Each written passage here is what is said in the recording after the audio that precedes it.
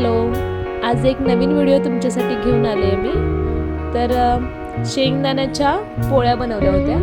तर चला म्हटलं तुमच्यासोबत सुद्धा हा व्हिडिओ मी शेअर करते. शेंगदाण्याच्या पोळ्या बनवण्यासाठी मी शेंगदाणे भाजून घेतले व्यवस्थित आणि गूळ घेतला आणि मिक्सरला बारीक फिरवून घेतलं आणि त्याच्यामध्ये वेलची आणि जायफळ टाकलं थोडं. त्याच्यामुळे वास मस्त येतो आणि टेस्ट पण वेगळी लागते. तर पुरणाच्या पोळ्या कशा पद्धतीने आपण करतो ना त्याच पद्धतीने ह्या बनवल्या आहेत मी. फक्त ह्याच्यामध्ये सारण एवढंच शेंगदाण्याचं भरायचं असतं, बाकी सगळं आपण घ्यायचं व्यवस्थित. आणि ह्या पोळ्या फुगत नाहीत हे मला माहिती नव्हतं. मी पहिल्यांदाच ह्या पोळ्या बनवल्या, पण टेस्टी झाल्या होत्या.